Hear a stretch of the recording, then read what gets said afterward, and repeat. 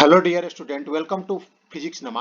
आज के इस वीडियो में हम लोग क्लास 10 साइंस का चैप्टर लाइट का एग्जांपल 10.3 और 10.4 को सॉल्व करेंगे और साथ में हम लोग पावर ऑफ लेंस के बारे में भी स्टडी करेंगे। तो चलिए सबसे पहले हम लोग एग्जांपल 10.3 को सॉल्व करते हैं। एक concave lens has focal length of 15 centimetre. At what distance should the object from the lens be placed so that it forms an image at 10 centimeter from the lens? Also find the magnification produced by the lens. तो हमें एक concave lens दिया गया है और उसका focal length भी दिया गया है और इसमें एक ऑब्जेक्ट है, उसका इमेज कितने डिस्टेंस पर बन रहा है वह भी हमें दिया गया है। तो हमें बताना है कि जो लेंस से ऑब्जेक्ट का जो डिस्टेंस है वो हमें बताना है और साथ में मैग्निफिकेशन भी बताना है। तो इसमें हमें क्वेश्चन में दिया गया है फोकल लेंथ 15 सेंटीमीटर। तो जो साइन कन्वेंशन है लेंस का, उसके अनुसार हम लोगों ने इसके पहले वाले वीडियो में देखा था कि जो कनकेव लेंस का जो फोकल लेंथ होता है वह निगेटिव होता है। तो यहाँ पर हम एफ लेंगे -15 सेंटीमीटर। निगेटिव क्यों होता है? क्योंकि यह लेफ्ट से जो लेंस है उसके लेफ्ट साइड में इसका फोकल लेंथ होता है, तो इसके लिए हम लोग इसको निगेटिव लेंगे। अगर राइट साइड में फोकल लेंथ होता जैसे कन्वेक्स लेंस में होता है तो उसको हम लोग पॉजिटिव लेंगे। और जो डिस्टेंस है इमेज का वो हमें 10 सेंटीमीटर दिया गया है। तो इसमें इमेज जो कनकेव लेंस में जो इमेज बनता है वह जिस साइड में ऑब्जेक्ट होता है उसी साइड में इमेज बनता है। तो इमेज इसको भी हम लोग निगेटिव लेंगे। हम जो ऑब्जेक्ट जो लेंस है, लेंस के जो ऑप्टिकल सेंटर है उसके लेफ्ट साइड में जो भी इवेंट है उसको अगर मेजर करेंगे तो हम उसको निगेटिव लेंगे। तो यहाँ पर इसका इमेज बन रहा है तो इसको हम लोग निगेटिव लेंगे। तो v इक्वल टू -10 सेंटीमीटर हो गया। अब हमें u निकालना है, u यानी ऑब्जेक्ट का डिस्टेंस हमें निकालना है। ये ऑब्जेक्ट है यहाँ पर, तो इसका हमें डिस्टेंस को निकालना है। तो हम लेंस फार्मूला को यहाँ पर यूज करेंगे। तो लेंस फार्मूला क्या होता है, इसके पहले वाले हम लोग वीडियो में देखा था। लेंस फार्मूला आता है 1/v - 1/u equal to 1/f। यहाँ पर v क्या है, इमेज का डिस्टेंस, यहाँ ऑप्टिकल सेंटर से इमेज का डिस्टेंस, और u क्या है, ऑब्जेक्ट का डिस्टेंस, ऑप्टिकल सेंटर से ऑब्जेक्ट का डिस्टेंस, और एफ है फोकल लेंथ। हमें यहाँ पर यह ध्यान देना है कि जो साइन ऑब्जेक्ट का डिस्टेंस या इमेज का डिस्टेंस या फोकल लेंथ का जो डिस्टेंस है उसका साइन को हम लोगों को अच्छी तरह से वह निगेटिव है या पॉजिटिव है उसको कंसीडर करके यहाँ पर पुटअप करना है, तभी जाके हमारा आंसर सही आएगा। तो आइए देखते हैं 1/u क्या हो जाएगा। अगर हम इसी फॉर्मूला से 1/u को निकालें तो 1/u हो जाएगा। इसको हम इस साइड ले जाएंगे, राइट साइड ले जाएंगे तो 1/u हो जाएगा 1/v - 1/f। अब हम वैल्यू सबको पुटअप कर देते हैं तो 1/u इक्वल टू हो जाएगा 1/v कितना दिया गया है -10 सेंटीमीटर, और -1/f, एफ भी निगेटिव होगा तो यहाँ पर -15 हो गया। इसको हम लोग सॉल्व करते हैं तो 1/u हो जाएगा -3 + 2 / 30। तो ये हो जाएगा 1/u - 1/30। तो u का वैल्यू हो जाएगा -30 सेंटीमीटर। तो यह जो निगेटिव साइन बताता है कि जो ऑब्जेक्ट है वह भी लेफ्ट साइड में होगा। और साइन ऑफ कन्वेंशन में भी हम लोगों ने देखा था कि हम लोग को जो ऑब्जेक्ट है वह उसको हम लोग लेफ्ट साइड में रखना है, मिरर के सॉरी लेंस के लेफ्ट साइड में ऑब्जेक्ट को रखना है। तो यह ऑब्जेक्ट है का जो डिस्टेंस होगा यह ऑप्टिकल सेंटर, या जो ऑप्टिकल सेंटर है उसे 30 सेंटीमीटर लेफ्ट साइड में होगा। Thus the object distance is 30 centimetre. अब हमें सेकेंड पार्ट है जो इसका मैग्निफिकेशन निकालना है। तो मैग्निफिकेशन का फॉर्मूला होता है, इसको हम स्मॉल m से डिनोट करते हैं और इसका फॉर्मूला होता है v/u।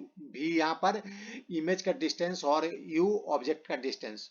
तो इससे हम लोग, और ये इक्वल टू होता है इमेज का हाइट डिवाइडेड बाय ऑब्जेक्ट का हाइट। तो यहाँ पर हमें यह दोनों मालूम है, हाइट इमेज और ऑब्जेक्ट का हाइट नहीं मालूम है, तो हम इस फॉर्मूला को यूज कर लेंगे। तो आइए हम लोग मैग्निफिकेशन निकालते हैं।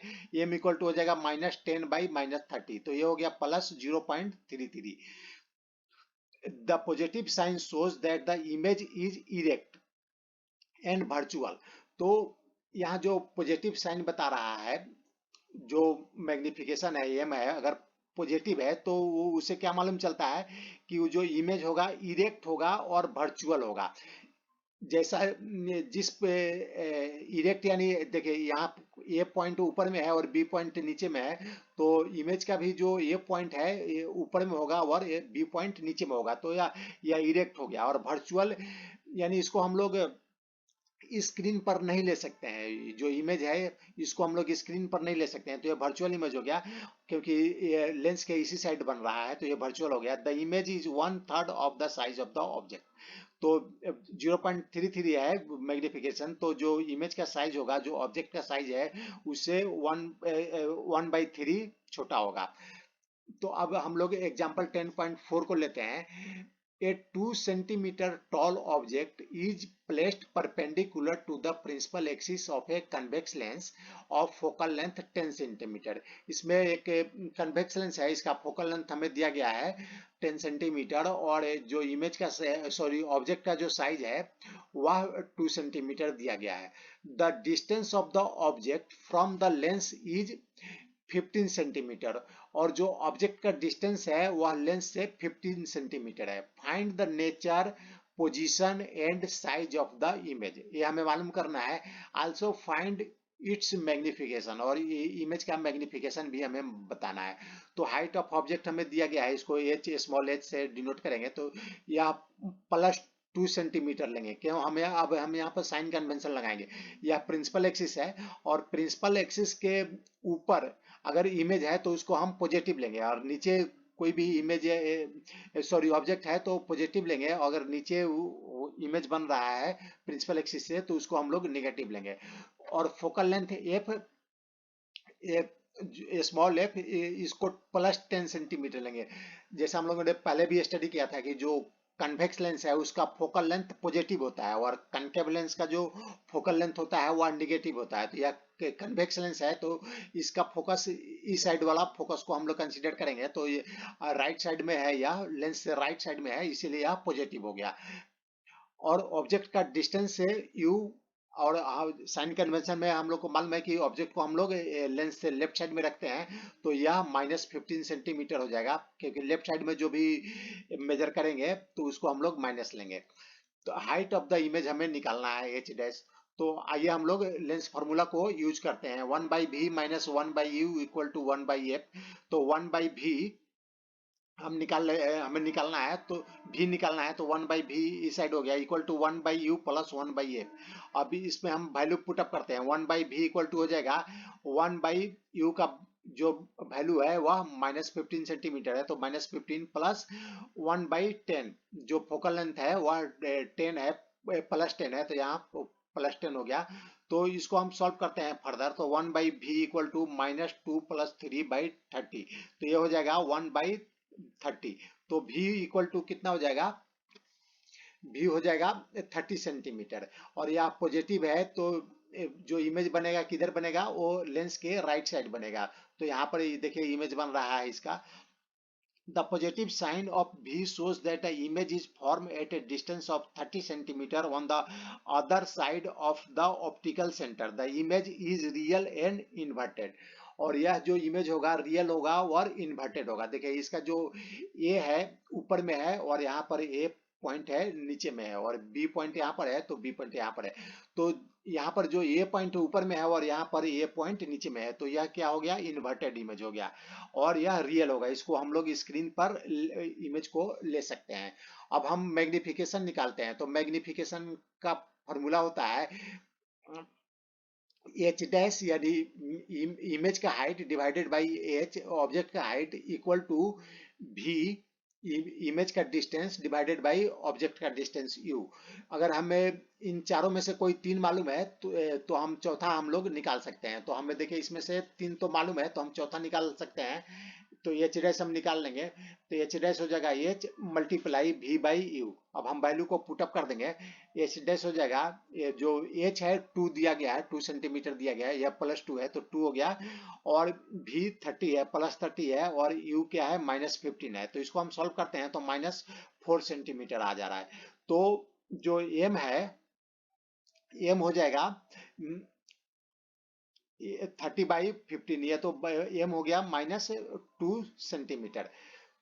तो अब हम एम को निकालेंगे तो क्या हो जाएगा, एम हो जाएगा V/U।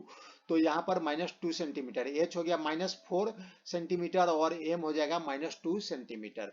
तो अब यह एग्जाम्पल सॉल्व हो गया। अब हम पावर ऑफ लेंस के बारे में स्टडी करते हैं। तो पावर ऑफ लेंस को समझने के पहले आइए हम लोग समझते हैं कि एक एक कन्वेक्स लेंस है और इसमें हम एक पैरेलल रे को इसके पास कराते हैं। तो देखिए यह पैरेलल रे है, इसके फोकस से यह क्रॉस करती है, रिफ्रैक्शन होने के बाद इसके फोकस से यह जा रही है। अब हम क्या करते हैं, इस फोकल जो लेंथ है, जो यहाँ से यहाँ का डिस्टेंस है, अब हम ऐसा एक लेंस लेते हैं कि उसका फोकल लेंथ को इंक्रीज कर देते हैं। तो अगर यहाँ से यह क्रॉस कर रही है, अगर यह लेंस नहीं रहता तो इस डायरेक्शन में जाता, तो यह देखिए इतना एंगल से इसको कन्वर्ज कर रहा है। ये जो इसे पाथ पर जाना चाहिए था रे को, लेकिन यह डाइवर्ज होकर कन्वर्ज होकर इस पाथ से आ रहा है। तो इस एंगल से यह कन्वर्ज कर रहा है। अगर हम फोकल लेंथ को बढ़ा देते हैं, मान लीजिए इस पोजीशन से इसका फोकल लेंथ को इंक्रीज करके हम इस पोजीशन पर लाते हैं फोकल लेंथ, तो यहाँ से जो ये रे पैरेलल जा रही है, ये रिफ्लेक्शन होने के बाद अब ये फोकल लेंथ, यहाँ जो फोकल लेंथ आ गया, अब यहाँ से यह पास करेगी। तो इस केस में देखते हैं कि जो कन्वर्जेंट है यह इतना एंगल कन्वर्ज कर रहा है, और इसमें देखिए अधिक एंगल कन्वर्ज कर रहा था और यहाँ पर कम एंगल का कन्वर्जेंस है। तो a convex lens of short focal length bends the light rays through large angle. अगर इसका फोकल लेंथ कम है तो यह देखिए इतना एंगल, लार्ज एंगल से इसको बेंड कर रहा है, इस लाइट को इस डायरेक्शन में जा रहा था लेकिन इसको बेंड करके इस डायरेक्शन से भेज रहा है। और अगर फोकल लेंथ अधिक है तो वह कम एंगल से बेंड कर रहा है लाइट को। और उसी तरह हमें कनकेव लेंस में देखते हैं, इसमें देखते हैं तो इसमें एक पैरेलल रेज को पास करते हैं, तो यह रिफ्रैक्शन होने के बाद लगेगा कि यह इसका जो फोकल पॉइंट है यहाँ से यह जा रहा है। अब हम इसमें भी क्या करते हैं कि फोकल पॉइंट को इस पॉइंट से हटाकर यहाँ पर लाते हैं। तो यहाँ पर फोकल पॉइंट को लाते हैं, तो अब देखिए यह डाइवर्ज होने के बाद इस पाथ से जा रहा है।